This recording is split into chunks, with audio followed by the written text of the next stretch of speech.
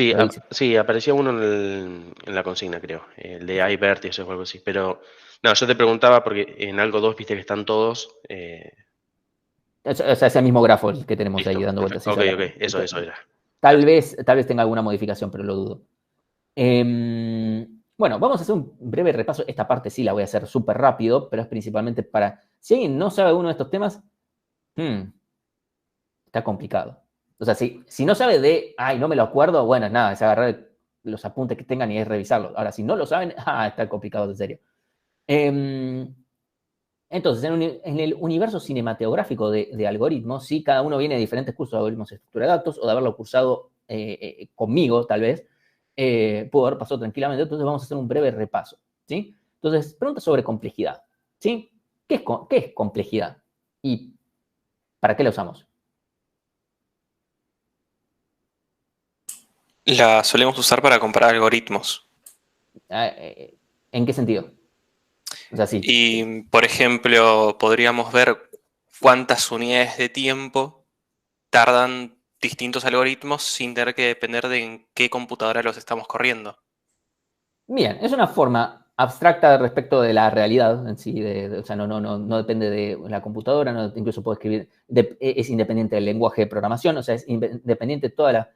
sí, que nos permite comparar dos algoritmos que puedan resolver el mismo problema o pueden resolver problemas diferentes, pero del mismo dominio. Pongámosle, por ejemplo, ordenar un arreglo y buscar el máximo un arreglo son problemas diferentes, pero los podemos comparar porque estamos trabajando sobre el mismo dominio de cosas.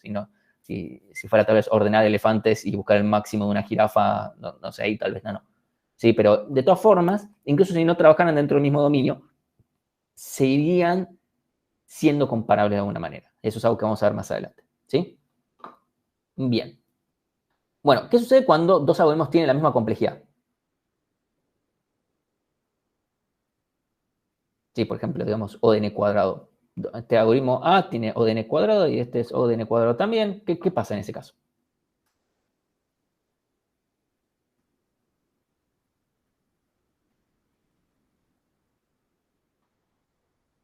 ¿Alguien tiene alguna fruta para tirar? ¿O no? Creo que se tenía en cuenta la cantidad de inputs que pedía la función, ¿o no? No. O sea, estamos hablando acá en complejidad. No, o sea, obviamente, si una función tiene varias variables a considerar, bueno, pero acá digo la misma complejidad. Si es O de n por k, es O de n por k, bueno, pero es la misma. ¿Sí? O sea, ¿se prefiere el más simple? La respuesta es no, porque además, ¿qué significa ser más simple? Acá vamos a hablar de simple o difícil o lo que fuera en función de complejidad, ¿sí? Eso es una regla que vamos a tomar. La realidad es que si dos algoritmos tienen la misma complejidad, lo que está diciendo es, bueno, hasta acá llegó la teoría de complejidad. Ahora, si querés ver cuál de los dos es mejor, ponete a medir. Esa es la realidad. Porque complejidad viene a hablarte de diferencias de órdenes de magnitud, no te viene a hablar de, bueno, exactamente, ahora cuál de estos dos es exactamente más rápido. Bueno, hay que ponerse a medir en las mismas condiciones, en la misma computadora, etcétera, para reducir el ruido de lo que implica una medición empírica. ¿Sí? Eso es algo que vamos a tener que hacer. Obviamente, a más variables que podemos tener, tenemos que, la forma de medir, tenemos que generar nuestro set de datos, ¿sí? Tenemos que generar un set de datos que nos permita ir haciendo las mediciones, etcétera. ¿Sí? Eso es algo que tal vez tengamos que hacer varios promedios para diferentes instancias. ¿Sí? Entonces, ¿cuál es una complejidad mala y cuál es una complejidad buena? Les pregunto yo a ustedes.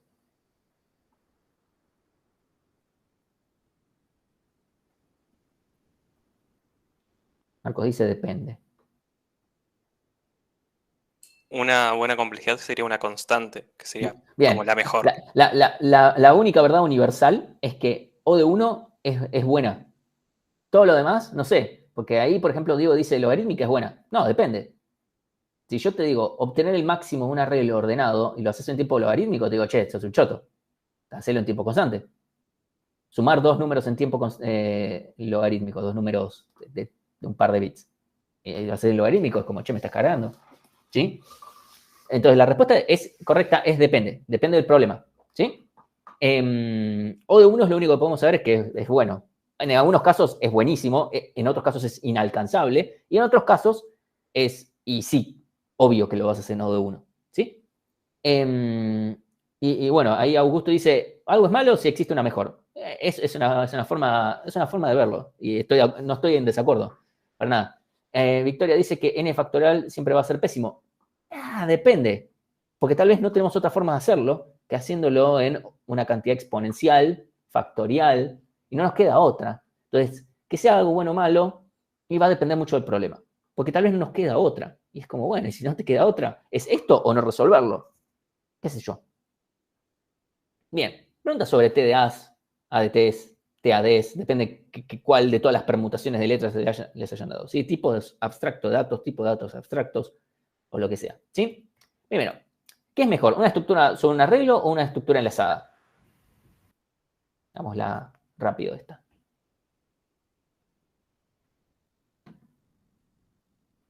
Un segundito.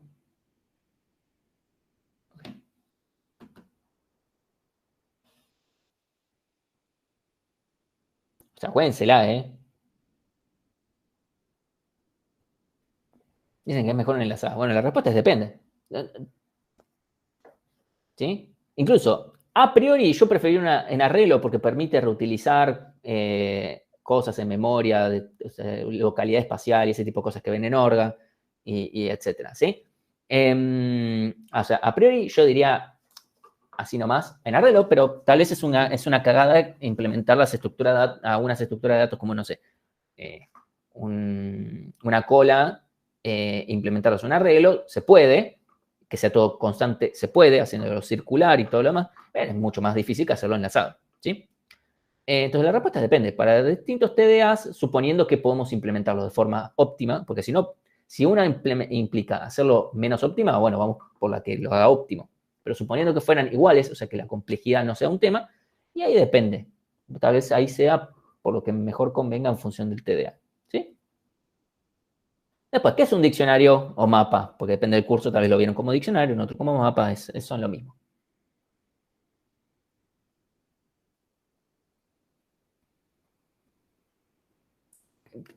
Clave valor. ¿Qué significa eso? Aparecieron palabras. Clave valor.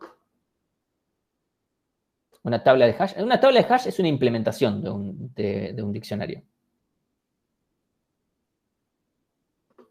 Una estructura que asocia dos valores. En realidad no es una estructura que asocia dos valores, es una estructura que asocia una clave a un valor. ¿Sí? Una clave a una definición, o una clave a lo que fuere. ¿Sí? Entonces, es una estructura que asocia clave a valor. Hash es una implementación de esto y no es la única. ¿Sí? O sea, ¿qué es un hash? ¿Sí? Bueno, tiene esta tablita que lo que hace es usar una función de hashing, ¿sí? Que permite, es una estructura con acceso constante. Eso tampoco es cierto, porque tenemos otros diccionarios que no tienen acceso constante, ¿sí?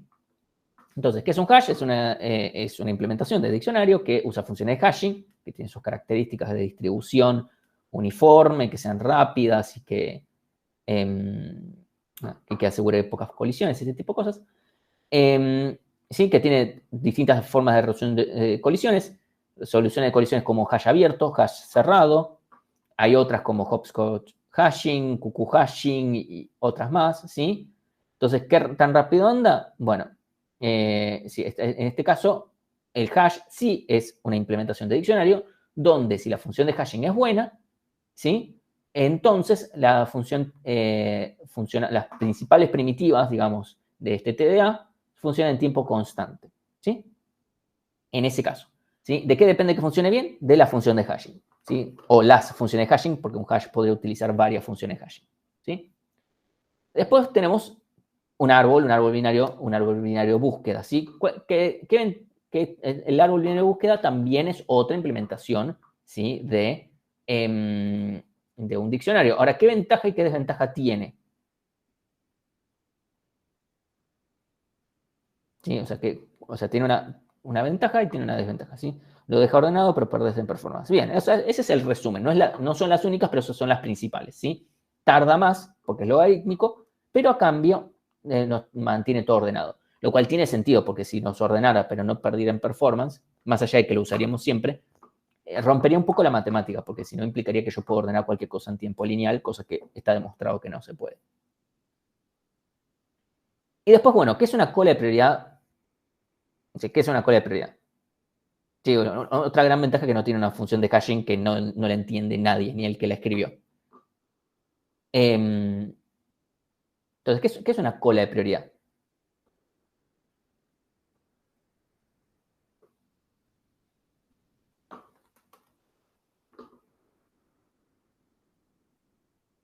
Pueden agarrar el micrófono, ¿eh? Hacemos más rápido esta parte. Si pasamos a las...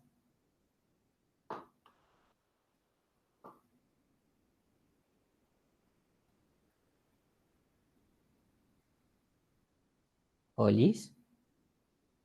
Es una cola que justamente tiene prioridades. Es un ejemplo de una cola de prioridades de números mayores. Va a priorizar justamente meter al frente los más grandes. Bien, más que meter al frente, el tema es en qué orden salen los elementos. Entonces, si yo guardo elementos, van a salir si son una cola de prioridad máximos, van a salir antes los que tengan prioridad máxima, ¿sí? Un heap es una implementación de una cola de prioridad. Heap binario es el que en general se ve en algoritmos. ¿Cuánto cuesta encolar y desencolar de este heap binario?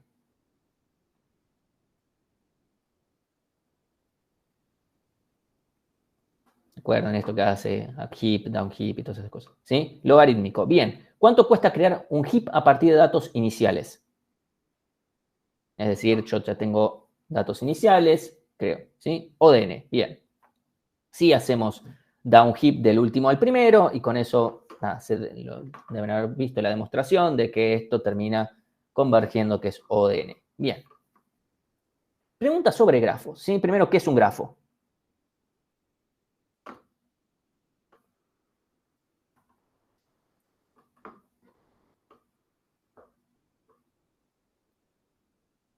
Conjunto de aristas y vértices. Un poquito, o sea, está bien, es un poquito, ok. El grafo es un conjunto de vértices y aristas donde los vértices son entidades de lo que sea que yo esté modelando y las aristas son las relaciones entre esos vértices, ¿sí? ¿No? O sea, lo importante es que esas aristas son las conexiones, relaciones, lo que sea de esos vértices o nodos. En algoritmos me cuido mucho más de no usar la palabra nodo para hablar de vértices, para no confundirlo con estructuras enlazadas. Acá no me cuido tanto porque ya asumo que entiende la diferencia. ¿Sí? ¿Qué cosas o qué tipo de problemas se pueden modelar con grafos?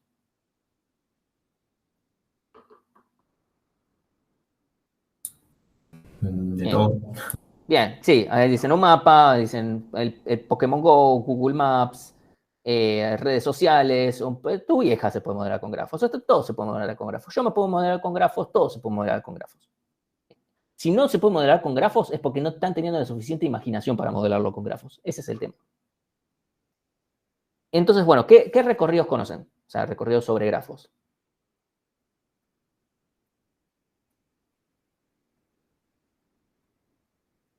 Bien, BFS y DFS. Bien, hay otro más, pero es mucho menos relevante tanto para algoritmos como para TEA, que ahora después lo charlamos brevemente, pero sí, esos son los dos principales. Obviamente, esto es importante. Ustedes tienen que saber hacer un BFS y DFS sobre un grafo. O sea, es muy, como, para nosotros es como conocido que ustedes saben hacerlo y cuando lo pidamos, ustedes lo saben hacer. Como, no sé, como pedirles, escribite un if. Y es como, che, es obvio que saben escribir un if. Es obvio que saben hacer un BFS. Como, obvio, a probar un fundamento saben hacer un if. Saben hacer una función recursiva. Bueno, todas esas cosas se empiezan a volver obvias de que lo saben. Bueno, ¿qué algoritmos o qué tipo de problema conocen sobre grafos? O sea, los problemas típicos que se ven en algoritmos. Nada muy raro.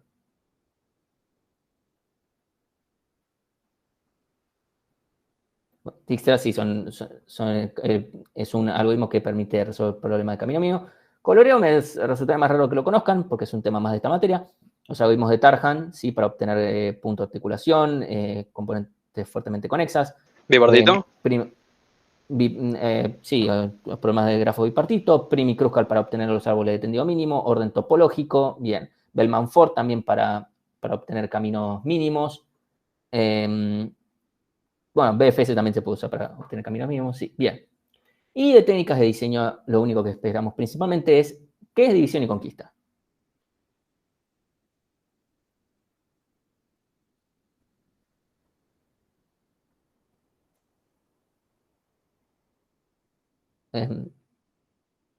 Bueno, Jaco dice dividir el problema en dos, no necesariamente tiene que ser en dos, incluso vamos a ver varios problemas donde no vamos a dividir el problema en dos. Pero sí, empieza, a ver, es una técnica en la cual dividimos los problemas en problemas obviamente más chicos, en proporciones, de alguna manera, ¿sí? Y resolvemos recursivamente, no tiene por qué ser recursivo, pero en general se escribe de forma recursiva, ¿sí? Y después combinamos los resultados, ¿sí? Después, bueno, a ejemplos de materias anteriores que recuerden que problemas... Uy, manqueme, voy a tener que pausar un momento, discúlpenme, estoy con un problema de llaves y tengo que bajar a abrir un segundito. Ya vengo.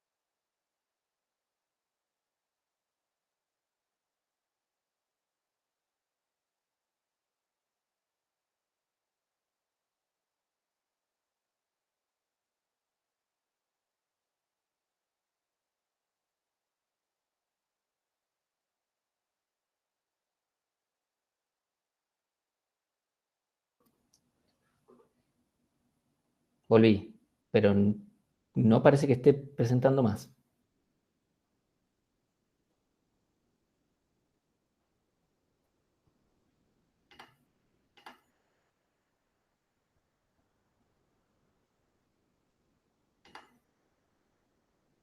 Bien, bueno, ¿qué ejemplos, o sea, de problemas que se resuelven generalmente con división y conquista recuerdan? Bien, Merge Quicksort, sí, perfecto. Búsqueda binaria. Búsqueda binaria. Esos son los tres ejemplos más así que tienen que salir de toque. Quicksort, Merge, búsqueda binaria. Bueno, búsqueda binaria después lo vamos a mencionar, algunas cosas, Merge también, son como algoritmos muy arquetípicos de división y conquista, ambos. Quicksort tiene algunas particularidades que más adelante en la materia vamos a analizar, como por ejemplo, para que nos deje, o sea, en su momento seguramente les explicaron Quicksort y les explicaron, bueno, esto es ODN log n. Créeme que es ODN log n. Y acá les vamos a explicar y formalizar bien más adelante que realmente es ODN log n. Bueno, algunas estructuras de datos que usan división y conquista, o sea, que básicamente la están usando. Árbol binario. Bien, los árboles binarios, principalmente el ABB. El ABB es básicamente busca haciendo búsqueda binaria, inserta haciendo quicksort, o sea, hace la misma lógica, así que es la estructura de división y conquista. Bien, hay otras más, pero bueno, esas en general son siempre de tipo árboles. Y bueno, ¿y con qué calculamos la complejidad de un algoritmo de división y conquista en general? Eso El teorema maestro. Bien, con el teorema maestro, eso lo vamos a aplicar. Acá vamos a ver una versión incluso un poquito más completa, pero simplemente la vamos a mostrar. Eso lo vamos a ver la clase que viene. Ordenamientos. ¿Sí? Vamos a empezar a... ¿Cuánto cuesta ordenar? Así nomás. Yo les digo vos vas a tener que ordenar. ¿Cuánto cuesta ordenar? Depende del algoritmo, pero en general es Nunca, lo o que... sea, cuando nosotros decimos cuánto cuesta algo, es con el mejor algoritmo posible. O sea, porque si no puedo decirte ODN factorial, porque te puedo, no sé, puedo decirte, y qué sé yo, si lo hago con Bogosort no termina nunca. Bogosort es un algoritmo que básicamente Ah, sí, desordena, lo vi. o sea, hace así, se fija, ¿está ordenado? No. ¿Está ordenado? No. ¿Está ordenado? No. Bueno, ¿sí? Entonces nosotros lo que decimos es, cuando decimos cuánto cuesta resolver un problema, es el mejor algoritmo posible. ¿Sí? A mí me dijeron en algoritmos 2, o sea, sé que en teoría el mejor es NLOGN, pero si no me recuerdo, no lo quiero mandar al frente a Pandolfo, me sale. Había una versión mejorada de Merxor, que en teoría es mejor que NLOGN. Bueno, la respuesta es que lo mejor matemáticamente demostrado que se puede hacer, o sea, no se puede hacer mejor, la matemática lo ha demostrado, es no se puede hacer mejor que ODN log n. Ordenar de forma comparativa, que es la forma genérica de ordenar. Ahora bien, si nosotros contamos con información adicional, ¿sí? Hay otros algoritmos que o se pueden o aplicar mejoras o se pueden hacer cosas, pero o se pueden usar algunos algoritmos. Van más allá de la matemática. Son... No es que van más allá de la matemática. La matemática lo permite también, o sea, pero necesitamos tener esa información, ¿sí? Claro, entiendo, sí, sí. A ver, no son algoritmos que no podamos aplicar sin esa información. El tema es que dan peor, ¿sí? Por ejemplo, si tengo más información, o sea, podemos usar algoritmos de ordenamiento no comparativos, como por ejemplo counting sort. Ahora, yo puedo también aplicar counting sort si yo no tengo la información del rango, ¿sí? De valores que yo puedo llegar a utilizar. Pero el tema es que ahí me da que la complejidad es potencialmente muchísimo más grande que ODN log n, ¿sí? Lo mismo con Radix, lo mismo con Bucket Sort, ¿sí? O Bean Sort, como el nombre con el que lo hayan visto, ¿sí? Pero si no, en general la complejidad es ODN log n, está, o sea, la matemática, hacerlo más rápido es como, mira, la matemática no tiene razón y a partir de acá 1 es igual a 2. Ahora, con información adicional, o sea, esto es en base a, yo estoy haciendo un algoritmo de ordenamiento comparativo, que la única forma en la que ordena es comparando. Eso es otra cosa. ¿Sí? Eso es la cota inferior con la que puedo ordenar comparativamente. Si después uso otros métodos, eso es otra cosa. Bueno, ahora, algoritmos de ordenamiento que conozcamos, quiere decir inserción, selección, si alguien quiere mencionar la mierda esa llamada burbujeo, la mencionamos. Merge sort, quick sort, podemos decir counting sort, radix sort, bin sort, bin sort, bucket sort son el mismo algoritmo. Y bueno, yo les traigo acá a colación heap sort, bien, heap sort también. Y después, bueno, podemos traer a colación Bogosort, ese algoritmo que en la teoría cuántica dice que existe un universo paralelo en el cual Bogosort siempre da la respuesta correcta en una sola iteración. Ya me fijé que no estamos en ese universo paralelo, pero bueno, nunca está de más probarlo. Ahora la pregunta es, si ustedes no sabían varias de estas cosas, me imagino que no los que estuvieron hablando, pero si hay gente que de acá, ya sea acá literalmente ahora presentes o viendo la grabación y dicen, che, yo muchas de estas cosas yo no las vi en algoritmos, bueno, básicamente los cagaron. El tema es que nosotros no estamos acá para resolver ese problema, porque yo no puedo enseñarles algoritmos 2 y TDA, porque si no, una de las dos cosas voy a estar haciendo mal. Y probablemente TDA. O sea, algoritmos ya explico en algoritmos. Entonces, yo tengo que asumir que esto lo saben. ¿Sí? Y cualquier error que cometan que sea esto, es como, no sabía que el for de 1 a 10 te ejecuta 10 veces. Es como, bueno, qué sé yo, no sé, tenés que saber esto. ¿Sí? Así que, y obviamente esperamos que utilicen las estructuras de datos y los algoritmos correctos en todo lugar. Si lo hacen mal y me hacen peor la complejidad a causa de eso, eso va a estar muy mal. ¿Sí? Dicho eso, si alguien nota, che, medio que creo que me cagaron, bueno, hablemos al respecto por ver que generaciones futuras dejen de ser cagadas al respecto con estas cosas, porque no está bueno, ¿sí? Así que bueno, nada, eso lo menciono, por favor, manténgame, o sea, porque nosotros asumimos que estas cosas las saben, no es joda, o sea, yo no voy a explicarles BFS, por ponerles un ejemplo, ¿no? Sí. O sea, Creo que era Pandolfo, Méndez. Con Méndez vimos todo grafos y además lo único que no lo vimos en código. O sea, no vieron grafos. Vimos, sí lo vimos, pero no lo vimos en código. O sea, no vieron grafos. O sea, no ver en Sí, código. supongo, ¿no? Yo igual lo sé porque me tomé el tiempo en las vacaciones de verlo porque sabía que lo iba a tener que ver. O sea, es grave. Pero bueno. Vi un tema de programación, pero no lo programé. Me suena como, qué sé yo, no sé. Eso no es ver un tema, qué sé yo. Pero bueno, eso ya lo tengo que, eso ya es algo que ya lo voy a tratar de charlar con él porque sé que es gente con la que se puede charlar. ¿Sí? O sea, no implementaron Igual, y graph. aparte creo que ya Nosotros, viene hace rato. bueno, yo les aviso. Para mí, ustedes saben y tienen que saber codear cosas de grafos. O sea, no es algo que yo vaya a explicar. Ustedes ya saben, ese tema de algoritmos 2, saber implementar un BFS, DFS, saber implementar un grafo, poder implementar Dijkstra. Son temas que, o sea, completamente asumidos. Y hay muchos puntos en donde necesitan implementar cosas así. Desde los primeros problemas va a ser así.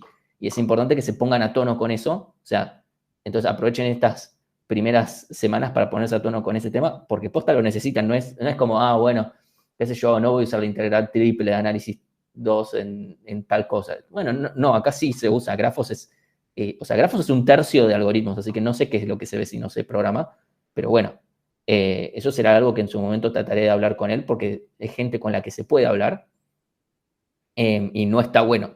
O sea, sé que en otros cursos pasan cosas mucho más graves que esas. Así que eso como que no me preocupa tanto, pero sé que es algo que hay que mejorar. Así que bueno. Ahora vamos a hablar algo mucho más tangencial, que en realidad este segmento lo llamamos inducción matemática, pero en realidad es de demostraciones. ¿Por qué? Bueno, tenemos que tener una mínima base de entendimiento de esto y la pregunta es, ¿por qué vemos acá? Y la respuesta es, bueno, porque o sea, se sacó discreta. Y en discreta se veían estas cosas. Literalmente, cuando inicialmente en el plan nuevo estaba discreta, era obvio que estaba discreta, era como una de esas cosas que eran obvias, y en un momento se sacó discreta. Che, momento, pero si discreta no está, ¿quién va a dar todas estas cosas que después se ven en TDA? Y en ese momento me miraron a mí, lo miraron a Víctor y dijeron, ustedes. Fue como, un momento, ¿yo voy a tener que explicar inducción? Sí. Me están cagando de arriba de un puente, la puta madre. Bueno, nada, lo tengo que explicar yo.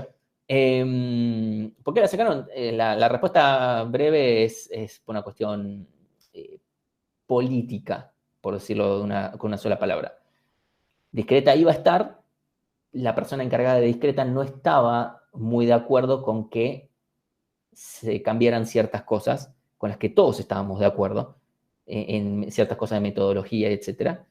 Y como se encontraron muchas trabas del lado de enfrente, dijeron, che, mucho más fácil que en TDA se rompan un poquito más el orto que hacer que esta persona entre en razón. Así que básicamente, yo no estoy de acuerdo con ese approach, porque entonces se hace que un plan de estudio dependa de una persona que está enculada y que después se puede jubilar. Pero bueno, es lo que hay.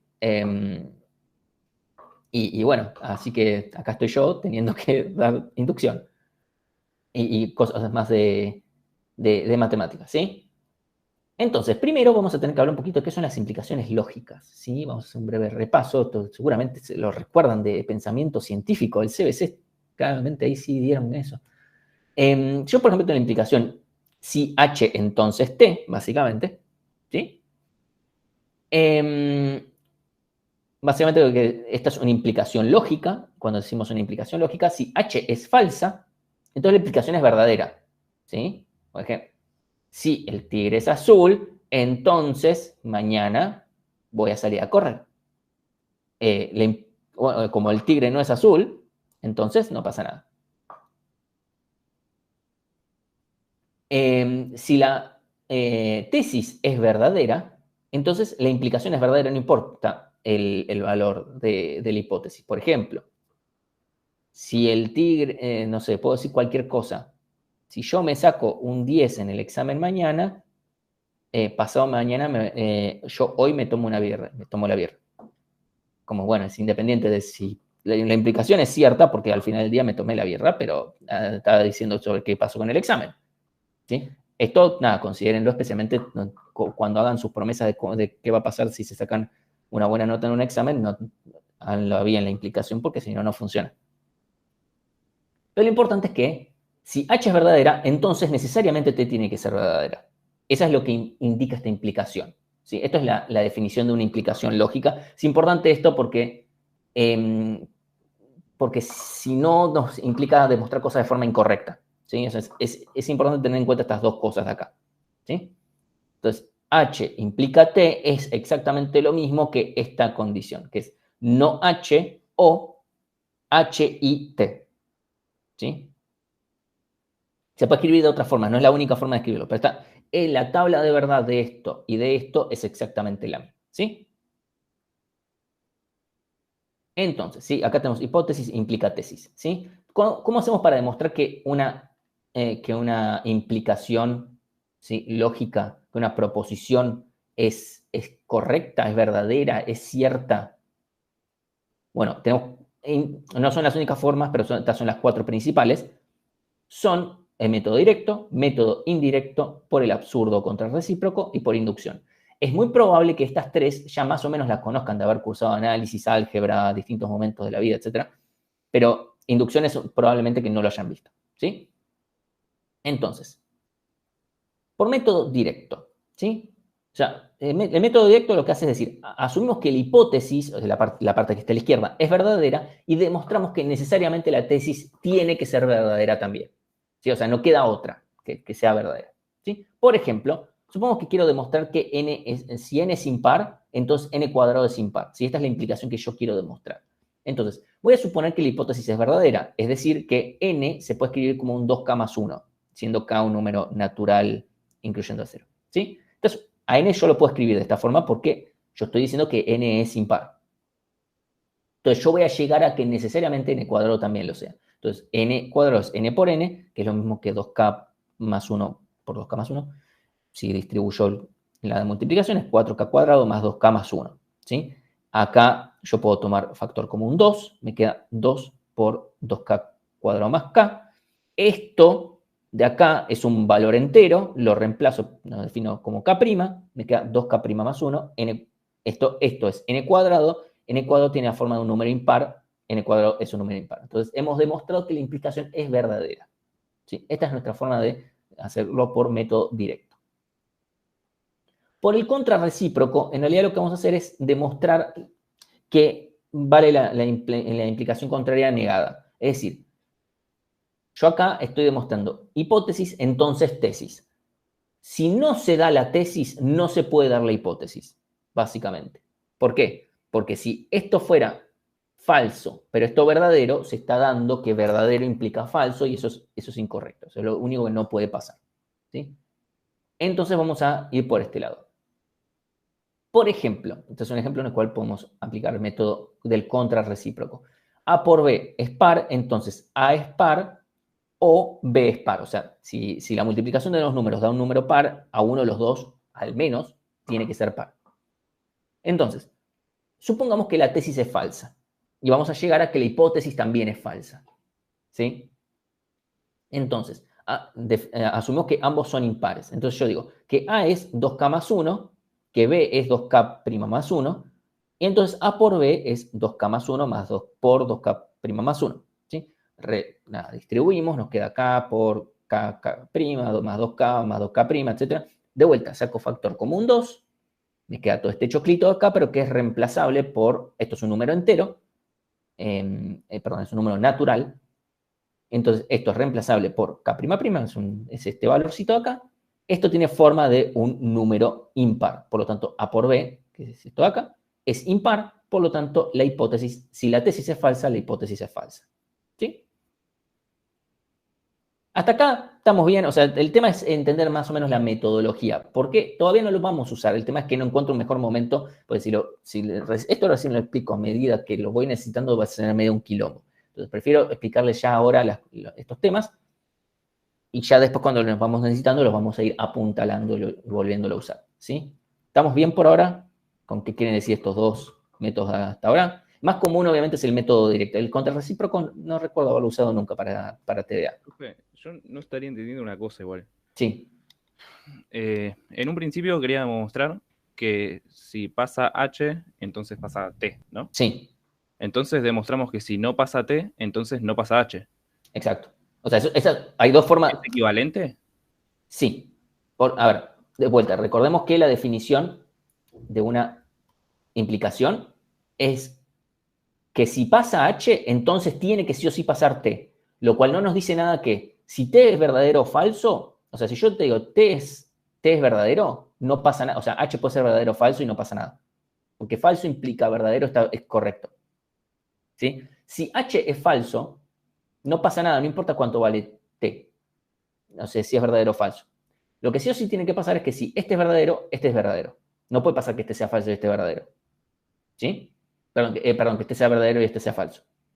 Entonces, también, una forma de demostrarlo es por método directo. O sea, si yo tengo un problema que tengo una implicación, yo puedo demostrarlo por método directo, que es asumir que esto es verdadero, y entonces llegar por pasos lógicos, ¿sí? Que la tesis tiene que ser sí o sí verdadera. Esa es una forma. La otra forma es decir, che, si la tesis es falsa, entonces la hipótesis tiene que ser sí o sí falsa, porque si la hipótesis fuera verdadera, si yo fijo que la tesis es falsa y la hipótesis es verdadera, entonces la implicación no es correcta. ¿Sí? Bueno, no, porque implicaría que verdadero implica falso. Entonces, esta es otra forma de demostrar. El método indirecto o de contrarrecíproco es asumir, es demostrar que si la tesis es falsa, entonces necesariamente la hipótesis también tiene que ser falsa. Porque si no estaría... ¿Sí? Es otra forma, son dos formas. No es que tengo que hacer todas. Acá planteo otro problema incluso. ¿Sí? No es que tengo que agarrar los 4 métodos y demostrar por los 4. Va a haber uno de los 4 métodos que sea la forma más sencilla o más correcta para cada problema. ¿Sí? Sí, ok. Bien. La otra, o sea, de vuelta, la de contrarrecíproco es la más... Yo no recuerdo haberlo visto, que alguien vaya por ese lado. Pero sí, directo sí es incluso muy, muy parecido. La del absurdo o contradicción, que es asumir que la hipótesis es verdadera y que la tesis es falsa, lo cual es lo que queremos que no pase. Entonces, como queremos que no pase, queremos que si yo asumo estas dos cosas, termino llegando a una contradicción. Contradicción en la definición correcta matemática de contradicción, que es lo contrario a una tautología. Si es algo, contradicción o absurdo, es algo que no puede pasar. ¿Sí? Por ejemplo, ¿sí? Supongamos que yo quiero decir que si A dividido B es igual a raíz de 2, entonces A pertenece a los irracionales o B pertenece a los irracionales. Al menos uno de los dos tiene que pertenecer a los irracionales, ¿sí? Entonces, voy a suponer que la hipótesis es verdadera y que la tesis es falsa. Si la hipótesis es verdadera, suponemos que A dividido B es igual a raíz de 2. ¿Sí? Estoy suponiendo que esto es cierto, pero como voy a suponer que esto es falso, entonces A va a pertenecer a los racionales y B también pertenece a los racionales. Como A pertenece a los racionales, existen un M y N perteneciente a los enteros, tales que A se escribe como M dividido N. ¿Sí? Esta es la definición de un racional. ¿Sí? Lo mismo le pasa a B. Tiene un M' y un N', tales que B es igual a M' dividido N'. ¿Sí? Entonces, como yo asumí que esto es cierto, va a llegar a raíz de 2 es igual a dividido B, esto es cierto, dada lo que estamos diciendo, es igual a es M dividido N y B es M' dividido N', ok.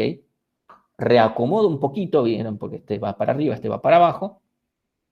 Nos queda que M por N', esto pertenece, o sea, como M pertenece a los enteros y N' pertenece a los enteros, M por N' pertenece a los enteros. Y lo mismo pasa con el denominador, con los elementos al revés. Como acá tengo algo entero dividido por otra cosa entero, todo este conjunto pertenece a los racionales. Por lo tanto, estaríamos diciendo que raíz de 2 pertenece a los racionales, cosa que es una contradicción, porque sabemos que eso no es cierto. Es un absurdo. ¿Sí? O sea, para que A dividido B sea raíz de 2, y que necesariamente el A y B pertenezcan a los racionales, llegamos a un absurdo. Eso no puede suceder. ¿Sí? Entonces queda demostrada que esta implicación es cierta, que si A dividido B es raíz de 2, entonces al menos uno de los dos tiene que ser irracional. ¿Sí?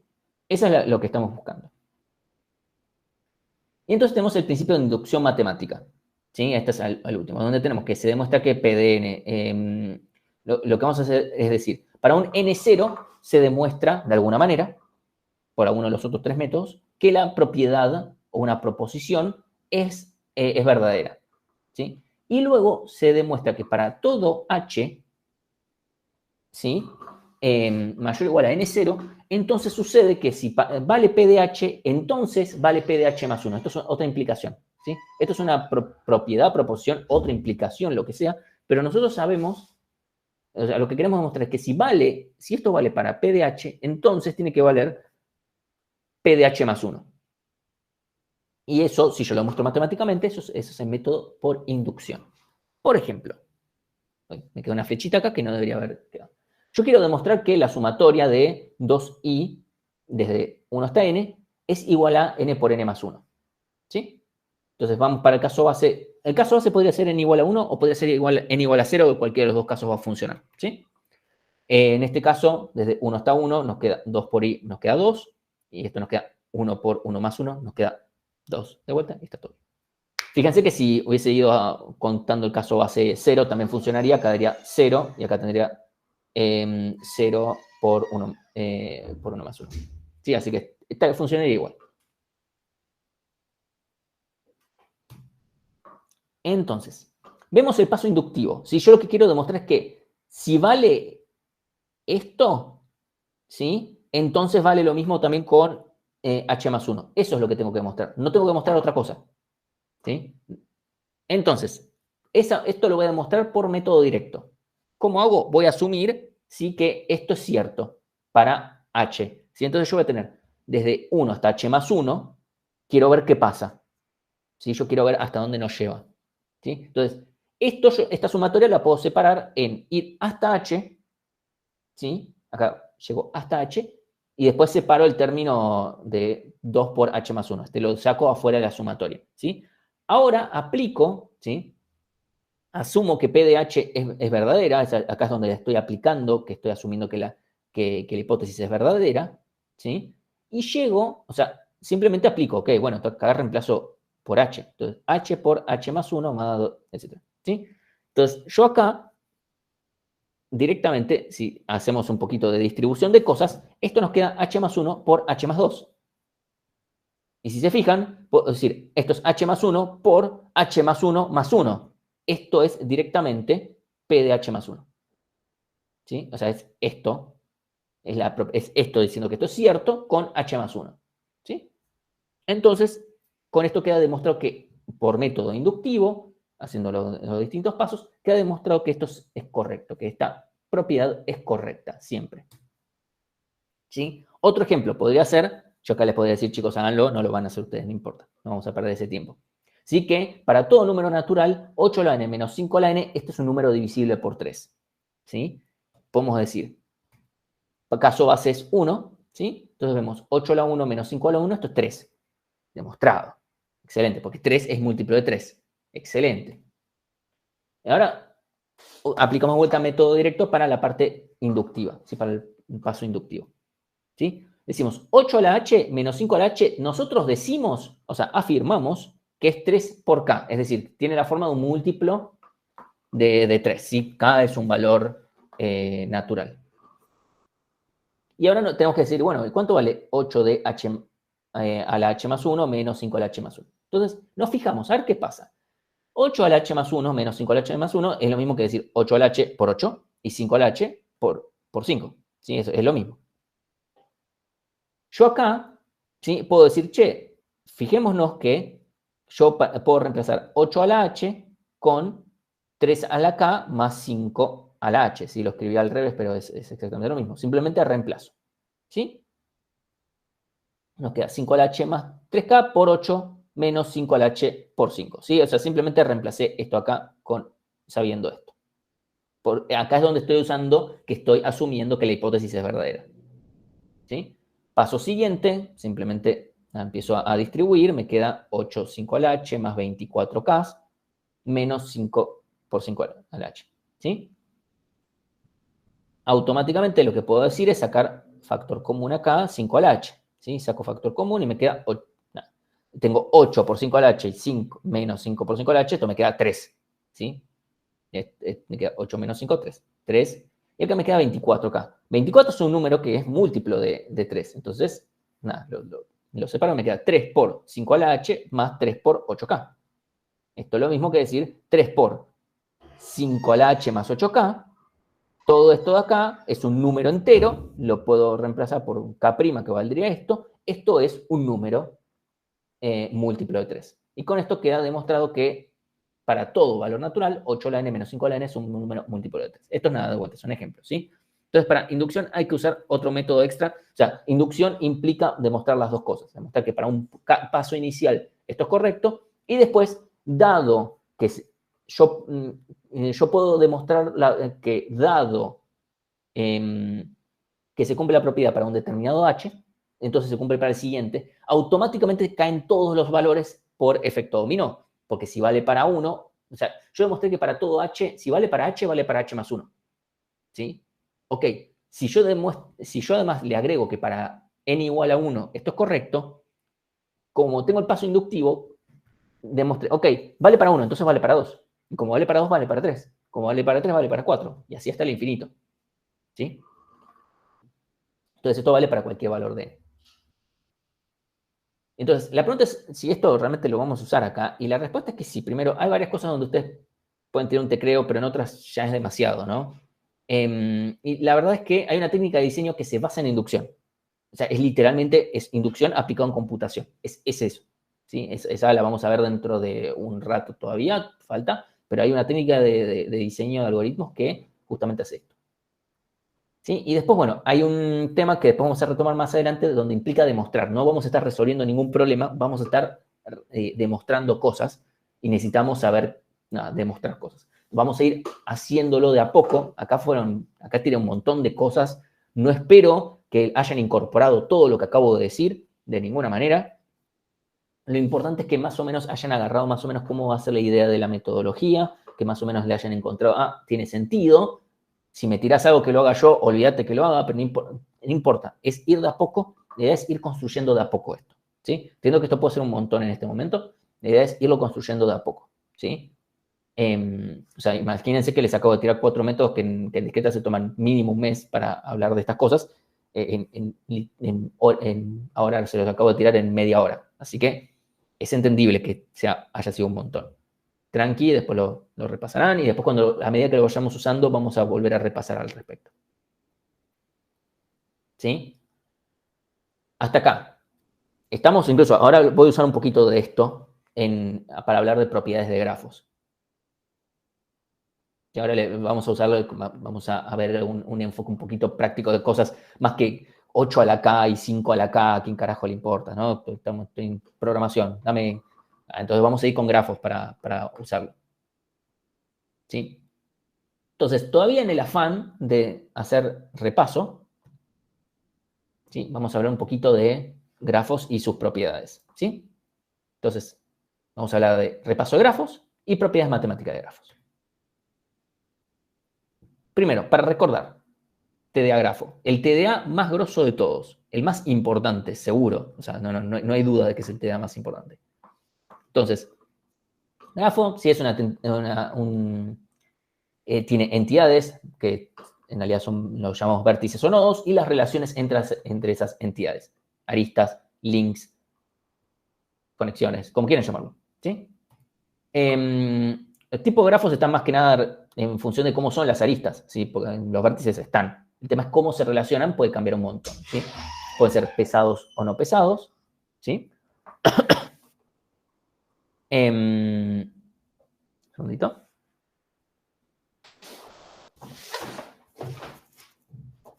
Bueno, pueden ser pesados o no pesados, donde el peso puede ser algo numérico, puede ser un flag, puede ser un valor positivo, puede ser un valor negativo, pueden ser un montón de cosas. Pueden ser un TDA, no sé, lo que sea, pero tiene una ponderación, ¿sí? Puede ser pesado o no pesado, dirigidos o no dirigidos, ¿sí? Es decir, que son direccionados o no direccionados, o bidireccionados, etc. Pueden ser cualquier nomenclatura, ¿sí? Directed, undirected en inglés, ¿sí? Entonces, tenemos dirigidos o no dirigidos. Estas son las dos principales características, ¿sí? Después, que tenga bucles o no tenga bucles, es decir, si un vértice se puede relacionar consigo mismo. Simples o compuestos, es decir, si dos vértices pueden relacionarse supongamos en un grafo no dirigido, si dos vértices se pueden relacionar más de una vez, en un grafo dirigido en un mismo sentido, dudo que veamos en esta materia algún caso de un grafo compuesto. Incluso les digo más, yo solamente recuerdo dos casos de haber visto grafos compuestos. Así que en general se puede modelar incluso de otra forma. Pero hay un caso donde convenía usar un grafo compuesto por simplicidad. Así que, nada, en general no vamos a trabajar con, pero los menciono para recordarlo. ¿Sí? Uy, se me trabó. ¿Se me trabó la diapo?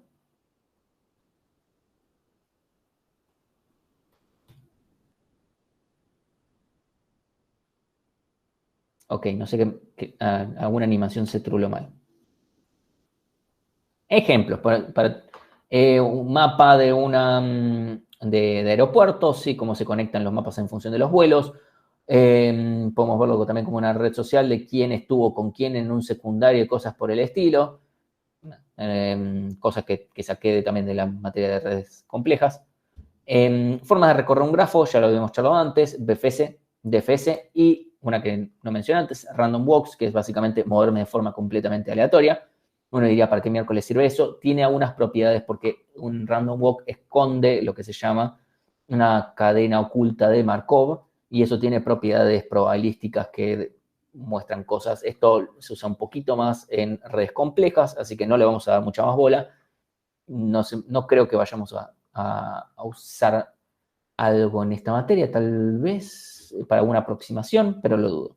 Vamos a mencionarlo igual nuevamente más adelante para algunas cosas. Yo estuve dando redes complejas, el problema es que me agregaron una correlativa que le dije, che, no me agregues esta correlativa, no la va a hacer nadie, que da sistemas complejos, y me dijeron, ok, y me clavaron el visto, y la dejaron, y yo le dije, che, te das cuenta que acabaste de matar una materia, ¿no? Así que si algún día alguien quiere que redes complejas se dé, yo ya tengo todo grabado, está todo hecho para que se pueda hacer virtualmente. Pero bueno, tienen que hacer sistemas complejos antes. Ese es el mayor problema. A mí si juntan 3 personas, yo no tengo problema en habilitar la materia y que se haga, ¿eh? O sea, yo no tengo un tema de, no. De vuelta, como la materia va a ser medio asincrónica, yo el último cuatrimestre que la di fue completamente asincrónica. Así que eso no es un problema. La materia es completamente sobre redes sociales, o sea, análisis de redes sociales y cosas por el estilo. No de Facebook, Twitter, etcétera, sino más general. Bueno, conectividad en grafos. De vuelta, todo lo que estoy diciendo, yo espero que lo sepan. ¿Sí? Primero, grafos no dirigidos tienen componentes conexas. ¿Sí? Los grafos dirigidos tienen componentes fuerte y débilmente conexas. Obviamente la parte más importante son las fuertemente conexas. ¿Sí? Para detectar componentes conexas en un grafo no dirigido, un algoritmo BFS, DFS, Cualungue obtiene. Para obtener las componentes fuertemente conexas de un grafo dirigido necesitamos usar probablemente el algoritmo de Tarjan, si no está el de Kozarahu. En cualquier caso son igual lineales, pero bueno, el más común de usar es el algoritmo de Tarjan para obtener componentes fuertemente conexas. Orden topológico. ¿Qué era? A ver, para recordarlo, cuando yo quiero un orden topológico, yo tengo una serie de tareas que quiero que se realicen, ¿sí? Tareas es la forma más simple de mencionarlo, ¿no? Y hay una relación de precedencia entre distintas tareas. O sea, es decir, para yo poder hacer una determinada tarea, tengo que primero hacer otras, ¿sí? El caso más básico podría ser el plan de estudios. Yo, antes de poder cursar teoría de algoritmos, antes tengo que hacer algoritmos de estructura de datos e introducción al desarrollo de software, ¿sí? Y para hacer, antes de algoritmos de estructura de datos, tengo que hacer fundamento de programación. Y así sucesivamente. Entonces, un orden topológico es un orden válido dado estas características. No es un orden total porque no necesariamente existe un único orden topológico, probablemente exista más de uno, ¿sí? Y en particular se puede resolver de forma lineal, ya sea con el algoritmo clásico de grados de entrada o bien con un DFS. Hay otras formas también, pero en general estas dos por lo menos son óptimas, funcionan en tiempo lineal. ¿Sí? Otro caso, por ejemplo, de orden topológico es si yo, por ejemplo, quiero obtener un orden válido para ver las películas, series y ya a estas alturas también porquerías de Marvel. ¿Sí? y también el universo extendido de cosas que se fueron agregando. ¿Sí? Entonces, grafos bipartitos. Básicamente un grafo bipartito es un grafo en el cual yo puedo partir en dos al grafo y que ningún vértice dentro de cada componente esté unido. O sea, fíjense que acá ningún vértice dentro de esta componente U se unen entre sí, ninguno de los vértices que están entre B se unen entre sí. ¿Sí? Se llama KMN a un grafo bipartito completo, donde acá tengo M y acá tengo N. ¿Sí? Este no es KMN. O sea, este no es un K54 porque no está completo. ¿Sí? Punto de articulación son aquellos vértices que si yo los saco, aumento la cantidad de componentes conexas de un grafo no dirigido. ¿Sí? Este punto de articulación es un concepto de grafos no dirigidos. ¿Cómo los puedo obtener? Con el algoritmo de Tarjan, que hace lo del tema del más bajo y qué sé yo, y esas cosas, hasta donde puedo llegar. ¿Sí? Que es de tiempo lineal. Distancias, ¿cómo podemos obtener las distancias de un vértice hacia otro o hacia todos los demás de un grafo? Tenemos el algoritmo de Dijkstra, tenemos el algoritmo de Bellman-Ford. Sí, o sea, perdón. Grafos no pesados, usamos BFS porque es lineal. Grafos pesados, si todos los pesos son positivos o mayores o iguales que 0, podemos usar el algoritmo de Dijkstra. Si los pesos pueden ser negativos, bueno, si el grafo es no dirigido, no tiene solución. Si el grafo es dirigido, podemos usar el algoritmo de Bellman-Ford, que si hay algún ciclo negativo lo va a detectar, y si no hay ciclo negativo, va a encontrar los caminos mínimos, lo cual está más que bien. Árboles de tendido mínimo, ¿sí? Que bueno, es un árbol de tendido, es un subgrafo, dentro de grafos en realidad es el mismo grafo con los mismos vértices, pero con un subconjunto de aristas tales que se trata de un árbol. Sí, después vamos a hablar un poquito de qué significa esto. Es decir, el grafo se mantenga conexo y sin ciclos, tal que la suma de los pesos de las aristas sea mínima de todas las posibles elecciones que yo pueda elegir. ¿Sí? Los algoritmos que hemos visto en algoritmos de estructura de datos son el algoritmo de Prim y de Kruskal. Bien. Representaciones más usuales son la matriz de adyacencia y la lista de adyacencia, que implica usar también diccionarios. Está la matriz de incidencia, no la usa nadie de forma así directa, así que esa la descartamos. ¿Por qué menciono la matriz de adyacencia? Porque tiene algunas propiedades matemáticas de las que vamos a hablar en un segundito. ¿Sí? Vamos. Mondi, córrete. Bien. Vamos a hablar de algunas propiedades matemáticas de la matriz de adyacencia. ¿Hasta acá estamos bien? Pues todo el resto va a ser hablar de estas cosas, ¿sí? No va a haber nada más por hoy.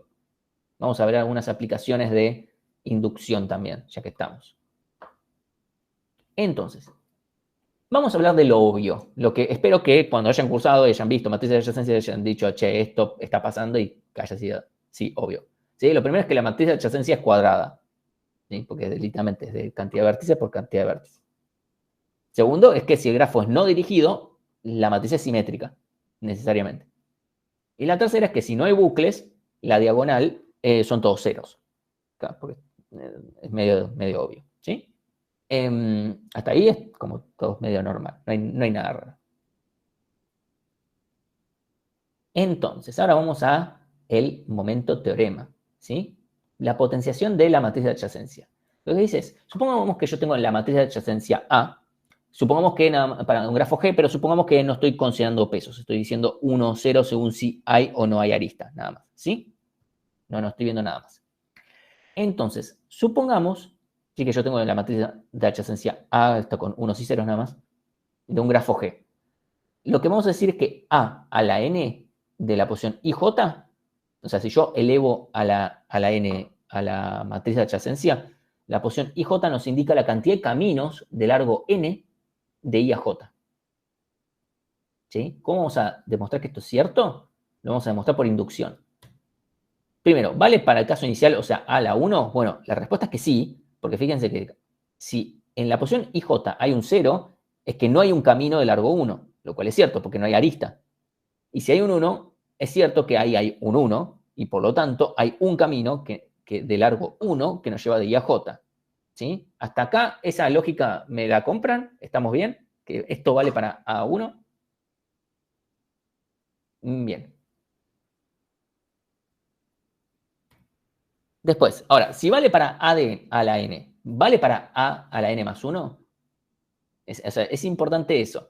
Yo no tengo que mostrar que esto vale para A a la 2, A a la 3. No, yo tengo que demostrar. Si vale para A a la N, vale para A a la N más 1, porque ya, como yo ya demostré que vale para A a la 1, si yo demuestro este segundo paso, como vale para A a la 1, vale para A a la 2. Y como vale para A a la 2, vale para A a la 3. Y así hasta para todos.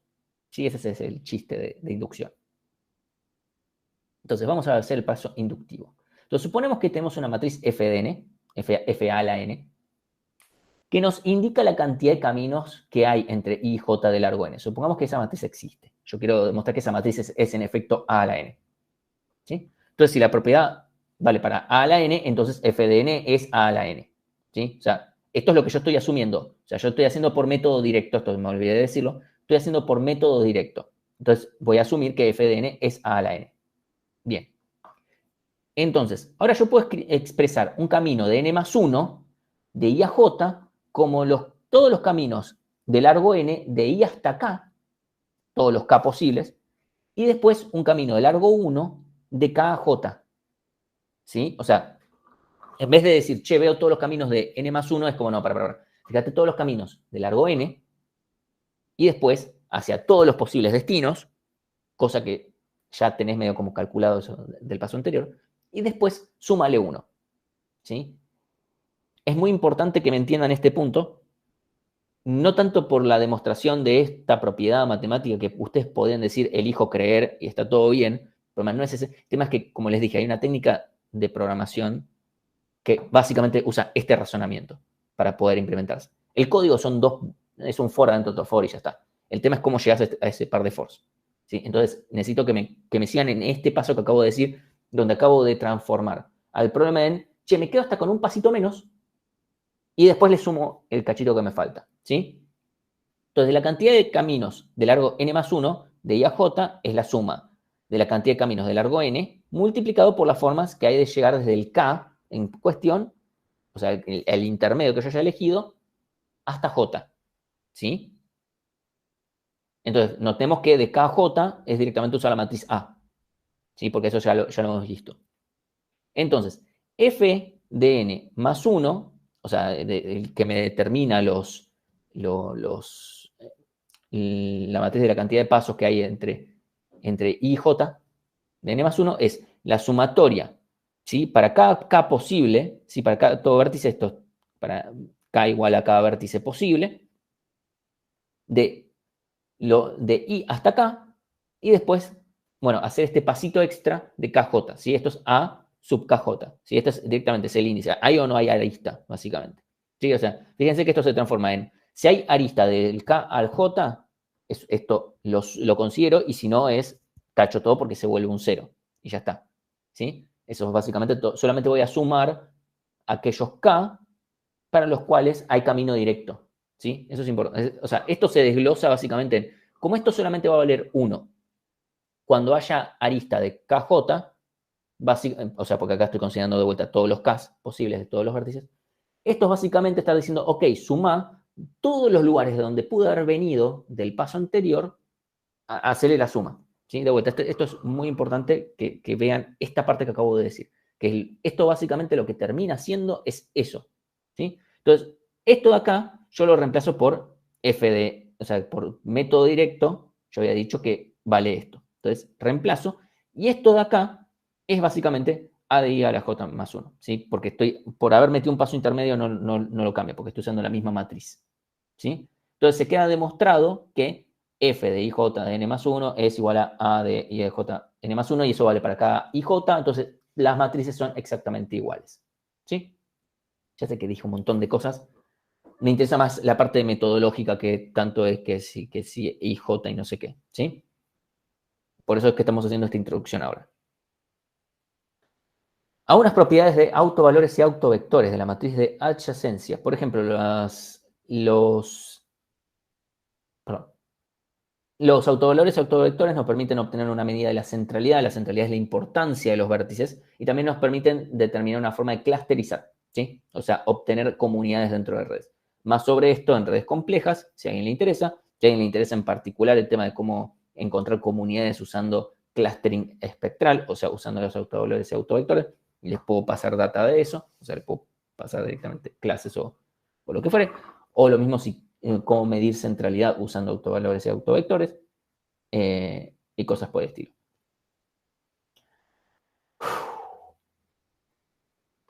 Vamos bien, ¿eh? Vamos bien.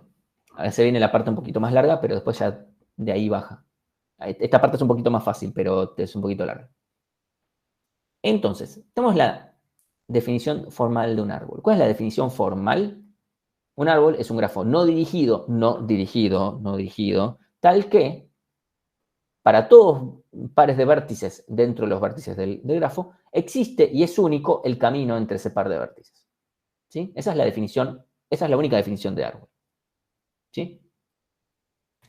Entonces, esto implica, o sea, implica, lo estoy diciendo en el sentido lógico, ¿sí? O sea, no estoy usando la palabra de forma al aire, ¿sí? O sea, esto implica tres cosas.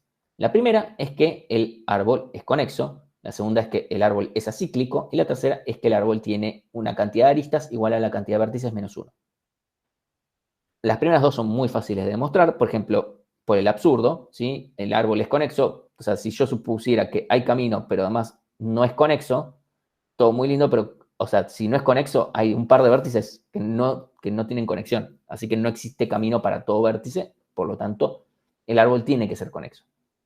Medio lo mismo para cíclico. Si yo supongo que existe y es único el camino, entonces necesariamente tiene que ser acíclico, porque si no hay un par de vértices que, si forman parte de un ciclo, tienen dos caminos diferentes para conectarse entre sí. Así que, eso también. Lo de ver la tercera parte es un poquito más complicada, ¿sí? Entonces vamos a ver un pequeño teorema que es todo árbol de al menos dos vértices tiene al menos dos vértices de grado 1. ¿Sí? Todo árbol, no todo grafo, todo árbol. ¿Sí? Demostración, por el absurdo, supongamos que se trata de un árbol que tiene menos de dos vértices con grado 1. ¿Sí? O sea, ¿qué pasa con el caso de que ningún vértice tenga grado 1? Necesariamente tiene que tener ciclo, porque, o sea, no hay forma de que no tenga ciclo, porque cada vértice se está conectando, o sea, realmente no hay forma de que no tenga un ciclo, porque no hay ningún lado, o sea, si yo empiezo en un vértice y empiezo a recorrer, eventualmente tengo que poder volver al primero, ¿sí? Entonces, ahora, ¿qué pasaría si hay exactamente un vértice que tenga, ¿sí? que tenga un grado 1, ¿sí? Yo puedo hacer un DFS empezando por ese único y yo eventualmente voy a terminar el recorrido. O sea, el DFS termina en algún lado. Ahora, ese DFS va a terminar o bien en una hoja o en un vértice que puede ver a otros vértices ya visitados. Ahora, si ve otros vértices ya visitados que no sean su padre del recorrido, está indicamente cerrando un ciclo. Por lo tanto, el grafo tiene un ciclo. Por lo tanto, y si es otro vértice de grado de entrada 1 y por lo tanto no ve ninguno que no sea su propio padre, evidentemente era falso la hipótesis. Por lo tanto, llegamos a un absurdo. ¿Sí? Entonces, nada, con esto queda demostrado que todo árbol tiene que tener al menos, o sea, todo árbol de al menos dos vértices tiene que tener al menos dos vértices de grado de entrada, grado 1. Sí, puede haber más, pero por lo menos uno. ¿Sí? Entonces, usando esa propiedad, vamos a demostrar que E es igual a B menos 1 por inducción. ¿Sí? El caso base, supongamos que yo tengo un solo vértice, la cantidad de aristas es 0, cumple la propiedad. ¿Sí? E es igual a 1 menos 1, 0. Bien. Caso inductivo, ¿sí? Asumimos que esto es cierto para árboles con B vértices. Ahora, ¿qué pasa con los de B más 1? Entonces, lo que vamos a aprovechar es, esto lo voy a pasar un poquito más rápido. Un segundito. Yo lo que puedo decir es, para. Si yo agarro un árbol, ¿sí? Yo tengo un árbol que tiene B más 1 vértices. ¿Sí? Este es un árbol. Y yo agarro una hoja, o sea, uno de estos vértices que tiene, o sea, tiene por lo menos dos. ¿Sí? Pero tiene dos vértices de grado de entrada, de grado 1, puedo sacar uno de esos y el grafo tiene que seguir siendo árbol. ¿Por qué? Porque no lo desconecté, no le agregué ningún ciclo ni nada por el estilo. Yo a este grafo le acabo de sacar un vértice, una arista. ¿Sí? Como el grafo que tiene un vértice menos, yo sé que vale la propiedad, ¿sí? O sea, vale la propiedad porque dijimos que por hipótesis vale la propiedad de la cantidad de aristas. Yo si quiero volver al grafo original, agrego un vértice y agrego una arista. Entonces sigue valiendo la propiedad de que E es igual a B menos 1, porque agregué un vértice, una arista, mantengo la misma relación. ¿Sí? Entonces, por lo tanto, la propiedad es correcta. ¿Sí? Es una forma de construir medio al revés. ¿Sí? Algunos detalles más sobre árboles. El árbol es conexo, el árbol es acíclico y el árbol tiene B menos 1 aristas. ¿Sí? Esto es lo que acabamos de decir. Ahora, si un grafo cumple dos de estas tres propiedades, cumple la tercera y por lo tanto también es árbol. También lo podemos ver al revés, que si un grafo cumple dos de estas tres, es árbol y por lo tanto cumple la tercera. ¿Sí? Eso es lo mismo. O sea, también se puede demostrar que cumpliendo dos es un árbol. Nosotros lo que vamos a hacer es demostrar que cumpliendo dos de estas se cumple la tercera. ¿Sí? Vamos a decir, G es conexo y acíclico, G es acíclico y E es igual a B menos 1, y G es conexo y E es igual a B menos 1. Vamos a demostrar que si 1, entonces 2, que si 2, entonces 3, y que si 3, entonces 1. Esas son las tres implicaciones que vamos a demostrar. La primera, 1 implica 2. G es conexo y acíclico, entonces G es acíclico y E es igual a B menos 1. Bueno, la parte de acíclico lo voy a hacer por método directo, es medio que es redundante la parte de acíclico, y la de E igual a B menos 1 es medio de lo que acabamos de demostrar hace un ratito. Acá está la demostración, es exactamente la misma, ¿sí? Es exactamente lo mismo, así que vamos a dejarlo ahí. Vamos de 2 a 3, o sea, G es acíclico y tiene la cantidad de aristas igual a B menos 1, implica que G es conexo y que la cantidad de aristas es igual a B menos 1. La parte de las aristas es parte de la hipótesis, o sea, yo tomo método directo y entonces digo, esto es cierto, listo, ya está. Medio que cancelo esta parte porque la hipótesis es verdadera, medio obvio. Y ahora tengo que demostrar que G es conexo, ¿sí? Entonces lo que vamos a hacer es contar cuántas componentes conexas tiene. Tenemos que llegar a que tiene una sola, ¿sí? Entonces voy a suponer que tiene K componentes conexas, ¿sí? Eso es lo que yo voy a suponer. Entonces, cada componente conexa tiene que ser acíclica, ¿sí? Porque si el grafo es acíclico, cada componente conexa es acíclica, ¿sí? Y como cada componente conexa es conexa por definición, y como yo acabo de demostrar que algo que es conexo y acíclico tiene esto, E igual a B menos 1, entonces sabemos que la cantidad de aristas de una componente conexa es B, la cantidad de vértices que tiene esa componente conexa menos 1, ¿sí? Entonces, la cantidad de vértices, de aristas totales que tiene el grafo es igual a la cantidad de es la suma de todas las aristas de todas las componentes, ¿sí? Entonces, es la suma de todo esto de acá. La cantidad de vértices, o sea, si yo sumo todos los vértices de todas las componentes es igual a todos los vértices que hay, ¿sí? Menos K, ¿sí? Porque hago este menos 1 por cada vértice, por cada componente conexa que tenemos, ¿sí? Ahora, por hipótesis, E vale B menos 1. Entonces, no le queda otra acá que valer 1. Es decir, que si G es acíclico y tiene una cantidad de aristas igual a B menos 1, necesariamente es conexo porque hay una sola componente conexa, ¿sí? Y la última va a ser medio parecida. Si G es conexo y tiene una cantidad de aristas igual a B menos 1, entonces G es conexo y acíclico. La parte conexo, obviamente, es por hipótesis.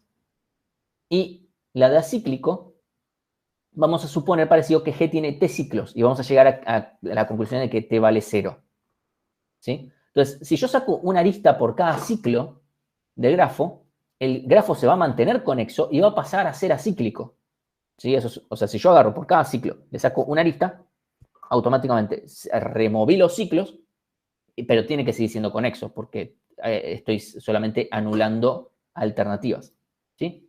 Entonces, como es acíclico y conexo, entonces vale 1 implica 2, ¿sí? Entonces, o sea, lo que hemos mostrado antes, o sea, que este nuevo grafo al que yo le saqué aristas nada más, tiene la cantidad de aristas de este nuevo grafo menos 1. Ahora, la cantidad de vértices de este grafo menos 1. La cantidad de vértices del grafo yo no la toqué, así que sigue valiendo lo mismo, ¿sí?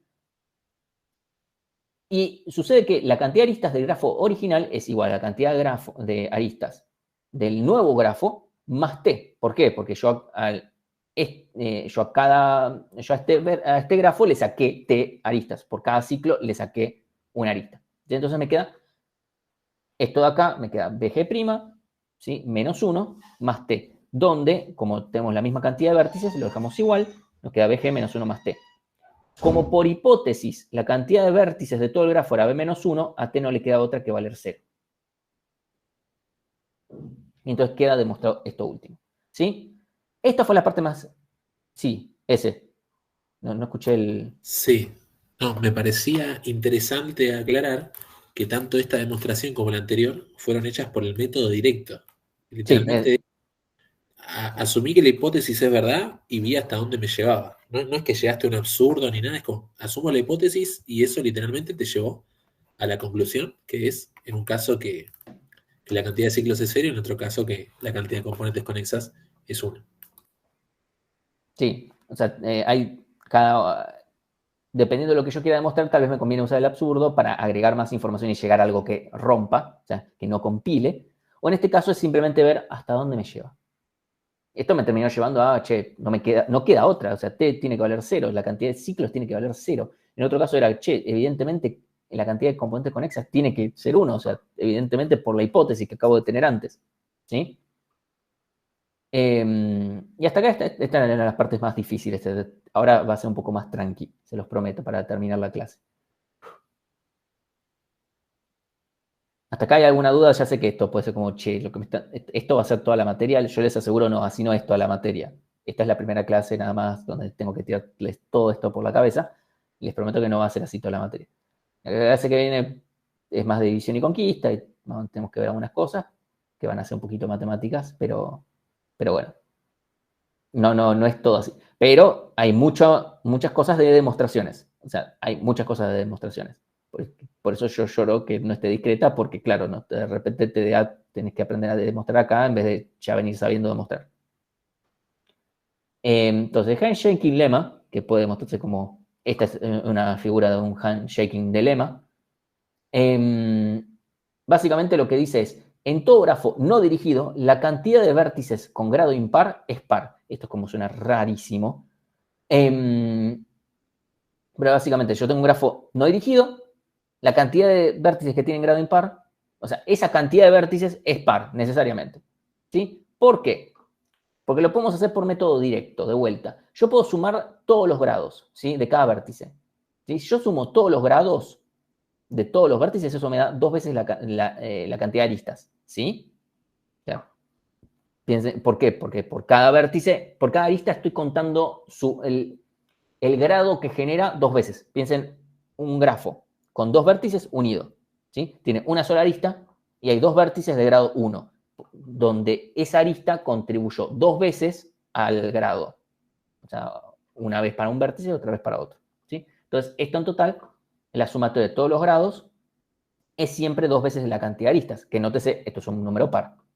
¿Sí? Entonces, la sumatoria de todos los grados es igual a la sumatoria de todos los grados impares más la sumatoria de todos los grados pares. ¿Sí? Entonces, la sumatoria de todos los grados impares más la sumatoria de todos los grados pares es igual a 2 veces la cantidad de aristas. ¿Sí? Nótese que esto es par, porque 2 por zaraza es par. La sumatoria de todos los grados pares es la sumatoria de un montón de cosas pares, y si yo sumo un montón de cosas pares, va a seguir siendo par. Y entonces, si esto, la sumatoria de algo impar más algo par da impar, así que si esto es par y esto es par, no le queda otra cosa a esto ser par. Entonces, y si yo quiero llegar a una sumatoria de cosas impares que sean pares, o sea, que el resultado sea par, necesariamente tiene que ser una cantidad par. O sea, si yo hago 3 más 1 más 5, eso me da impar. Así que necesito que la cantidad de cosas que estoy sumando sea necesariamente una cantidad par. Entonces, necesariamente la cantidad de vértices que tiene grado impar tiene que ser par. Esa es la demostración. Dije un montón de veces par e impar, pero lo importante es que el resultado es correcto. Esta es... un grafo es bipartito si no tiene ciclos impares. O sea, vale las dos cosas. O sea, si el grafo es bipartito, no tiene ciclos impares. Ciclos impares significa ciclos con cantidad de vértices impares. Y también al revés. Si no tiene ciclos impares, el grafo es bipartito. ¿Sí? Entonces, si es bipartito, no tiene ciclos impares. Lo demuestro por método directo. Básicamente es, si el grafo es bipartito, cualquier camino que vaya de una subcomponente otra vez a la misma, tiene que ser de longitud par. O sea, piensen, si yo hago esto y esto, o sea, vuelvo a la misma componente tiene que ser son 2 pasos, ¿sí? Y cualquier cosa que yo haga que vuelva a la misma componente tiene que ser una cantidad par, porque tengo que pasar a la otra y volver, pasar a la otra y volver. Entonces, un ciclo necesariamente empieza y termina en el mismo vértice y por lo tanto empieza y termina en la misma componente. Como empieza y termina en la misma subcomponente, necesariamente todo el camino que yo vaya haciendo va a tener que ser de longitud par. Por lo tanto, si un grafo es bipartito, necesariamente los ciclos van a ser de largo par o bien de cantidad de vértices pares, como quieran ver. ¿Sí? Ahora, si todos los ciclos son de largo, puse longitud par, entonces es bipartito. También lo vamos a hacer por método directo. ¿Sí? Esto va a ser un poquito más largo de decir, pero la lógica es parecida. Yo puedo agarrar cualquier vértice. ¿Sí? Yo agarro un vértice B0, ¿sí? Y lo que puedo hacer es, obtengo las distancias, por ejemplo, a un BFS, ¿sí? Obtengo las distancias por un BFS, lo que fuera. Entonces, a todos los vértices que están a distancias pares, voy a usar el mismo criterio que uso acá, a todos los que están a distancias pares los pongo de color rojo. A todos los que están a distancias impares los pongo de color azul, ¿sí? Si hay aristas, ¿sí? A 2 vértices del mismo color, necesariamente tiene que haber un ciclo de longitud impar, necesariamente, ¿sí? Y como no puede pasar, porque dije que la longitud de todos los ciclos es par, o sea, eso no puede pasar, sería un absurdo, entonces necesariamente solamente nos queda que puedo separar a estos 2 conjuntos justamente en los que son de color rojo y los que son de color verde, azul. Por lo tanto, ahí nos queda un grafo que es bipartito, ¿sí? Y esta lógica la puedo yo justamente aplicar hacia todos los vértices del grafo, aplicando la misma lógica, ¿sí? Con todas las componentes conexas, etc. Entonces, necesariamente el grafo es bipartito, ¿sí? Esa es la lógica detrás de todo esto. Sí. Ahora vamos a repasar unas definiciones que vamos a necesitar a lo largo de clases que van a venir después. Igual después lo vamos a repetir. Pero cliques son básicamente un subgrafo completo. ¿Sí? Por ejemplo, un 3 cliques implica un subgrafo completo de 3 vértices, un 4 cliques es un grafo de 4 vértices que es completo, o sea, todos se unen con todos. ¿Sí? Los grafos regulares, un grafo de... Un segundito. Bueno, un grafo D regular es un grafo en el que todos los nodos tienen grado D. No implica que sea conexo, no tiene por qué serlo, pero un datazo es que el vector unitario es es autovector de la matriz de adyacencia y el valor D es el autovalor más grande. Esto es algo que se usa para clusterizar.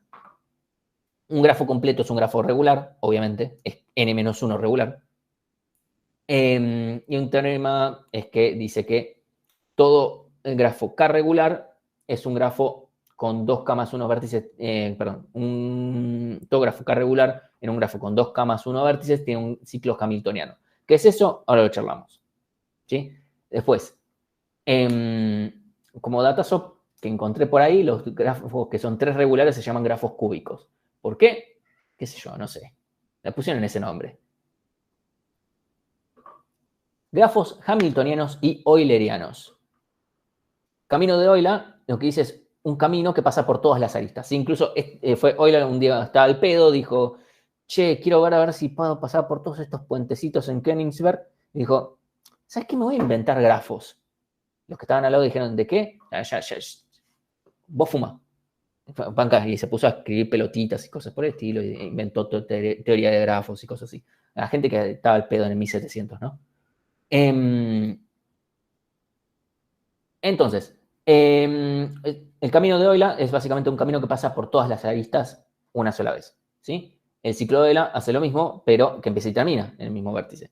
Como un datazo, es que un grafo no dirigido tiene ciclo de Euler si y solo si todos sus vértices tienen grado par, es decir, que la cantidad de vértices de grado impar, que además es par, es 0. ¿Sí? Un grafo tiene camino de Euler, o sea, no ciclo, si tiene exactamente 2 vértices de grado impar. No puede tener 1, por lo que dijimos antes, pero si tiene 4, ya no tiene ni camino ni ciclo de Euler. Y un camino o ciclo hamiltoniano, depende si empiezo y termino en el mismo lugar, es similar, pero es un camino o ciclo, sí que pasa por todos los vértices una única vez. Obviamente en el caso de un ciclo es sacando la parte en la que cierra. ¿Sí? De vuelta, de camino de Euler no es algo que lo que vayamos a hablar, particularmente, porque es un problema que se puede resolver de forma lineal, y entonces no nos interesa mucho. Incluso nosotros a veces en algoritmos lo planteamos parte de un TP o algo por el estilo. Parte de camino hamiltoniano, ahí sí. Eso lo vamos a charlar un poquito más adelante. Como última cosa, ¿sí? Tenemos los isomorfismos en grafos. Los isomorfismos es básicamente tengo dos grafos, pero que en realidad son el mismo grafo. ¿Sí? O sea, yo tengo acá. Obviamente los grafos tienen distintos, pongámosle, los vértices se llaman completamente diferentes, pero la estructura del grafo es la misma. O sea, es decir, yo puedo encontrar una transformación, es decir, una función que me pase de A a 1, en este caso, de G a 5, etc. Y es cierto que esta estructura y esta son la misma, ¿sí? Y esto también, ¿sí? Después vamos a hablar de esto, incluso, si no me equivoco, algo relacionado con isomorfismo fue parte del segundo recuperatorio del cuatri pasado. ¿Sí? Básicamente este es el resumen, ¿sí? Teorema de isomorfismos. Si G y H son dos grafos con matrices de adyacencias A y B respectivamente, si G y H son isomórficos, necesariamente existe una matriz de permutación P, tal que B es igual a P por P a la menos 1, o sea, P a la inversa. ¿Sí? Datazo. ¿Sí? No es algo que vayamos a usar, pero bueno, ya que estábamos y me sobraba una diapositiva, lo pusimos. ¿Sí? Y con eso estamos, otra vez, el cuatrimestre pasado no la di yo esta. O sea, es diagonalizable. Bueno, sí, a ver, perdón. Las matrices de adyacencia son cuadradas. Si es un grafo no dirigido simétrica, es recontra diagonalizable. ¿Qué estamos hablando?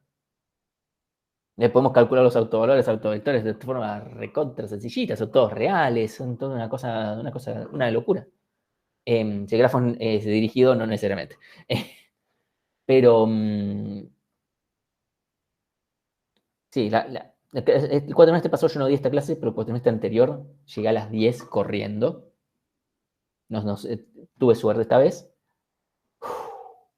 Tengo que seguir ajustando un poquito más para no dar tan rápido tal vez la parte de demostraciones. Igualmente, el punto... La clase que viene vamos a empezar más formalmente con los temas propiamente de la materia, porque estos fueron un montón de, ok, usemos esto para hablar de propiedades de grafos. Algunas las vamos a llegar a usar, pero son pocas. Sí. Tengo una duda con el tema de las demostraciones. O sea, mi caso, no vengo de matemática discreta, no la cursé. Y un poco me avasalló la parte de demostraciones. Debo suponer que no soy el único. ¿Vamos a seguir aprendiendo en el transcurso de la materia cómo demostrar correctamente? Sí. O sea, la idea es llegar a... A ver, no vamos a pedir un súper formalismo, pero sí varias cosas. Vamos a tratar de llegar principalmente a estas cosas de, che, no me queda otra a que esto sea cierto, o mira, si hice esto, llegó un absurdo. En general es bastante directo cómo hacerlo, cómo hacer las cosas. El tema es que sigan la metodología. Lo que nos pasa muchas veces, que estamos tratando de recalcarlo más, o sea, algo que nos propusimos para este cuatrimestre es recalcar un poquito más, primero, cómo va a ser la metodología. Eso es algo que estuvimos discutiendo para mencionar, porque tal vez nosotros hacíamos la demostración en clase y no les quedaba claro que eso era lo que tenían que hacer. Decían, ah, qué lindo. Ok. Y después cuando les pedíamos hacer un determinado ejercicio, decían, esto se hace de esta forma. Ok, ¿y por qué lo que estás diciendo es correcto? Justamente el chiste es que lo demuestres que es correcto. Esto estoy diciendo uno de los temas de mucho más adelante. También era del estilo de, hemos visto, esto es cierto porque lo pude enunciar. Eso no es una demostración. Que vos puedas enunciar algo no es una demostración. Entonces yo puedo decir, mira, el cielo es rojo, lo estoy enunciando, no lo hace cierto. Entonces vamos a tratar de ser metodológicos sin ser, o sea, no vamos a estar en el nivel de rigor que podría haber en matemática discreta en cuestión de demostración. Si vamos a pedir que sean como que sean cuidadosos con lo que están escribiendo, que sean claros, ¿sí? Y que sigan una metodología, que no se estén comiendo cosas. Porque de vuelta, que muchas veces hay que demostrar el sí solo sí. ¿Por qué lo tienen? Eso, el por qué tienen que hacer, o sea, por qué tienen que demostrar la ida y la vuelta, eso lo vamos a charlar más adelante. Por eso es que yo les recomiendo que a medida que vayan viendo las cosas, los distintos temas, hagan los cuestionarios, esos que les mencioné, que de vuelta no son obligatorios. Yo los recomiendo más que nada para que vean, estoy entendiendo a dónde va la cosa. Es eso más que nada. Así que bueno, si hay alguna otra pregunta, estamos esperando. Esto, ya sé que todo lo que acaba de pasar fue mucha información. Es probablemente la clase de más información, así que se las tiramos así de una. ¿Algún cuestionario de lo visto hoy? No, porque esto en realidad no es propiamente tema de... pero sí de lo que vamos a ver la clase que viene. Ya vamos a ver problemas de división y conquista avanzados. O sea, no vamos a ver búsqueda binaria, ¿no? Los cuestionarios están todos en el... Miren, para... Ya que me sobra tiempo, ¿por qué no lo...? Yo voy a...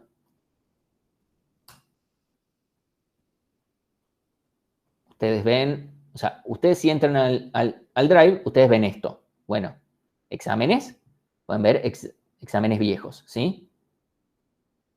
Si van a archivos de TP, van a ver archivos de TP que les correspondan a cuatrimestre o lo que fuere. Clases, ahí tienen todas las diapositivas y algunas cositas extra que vamos usando. Y cuestionarios, bueno, acá tienen los cuestionarios. No entro yo porque a mí me aparecen las respuestas, no tiene mucho sentido. Entonces, ya para la clase que viene tienen el de lo primero. Hay uno que creo que es este, que todavía no... Sí, este todavía lo tengo que hacer. Este no está ni siquiera, no lo pueden abrir ustedes. O sea, lo pueden abrir, pero no lo pueden hacer.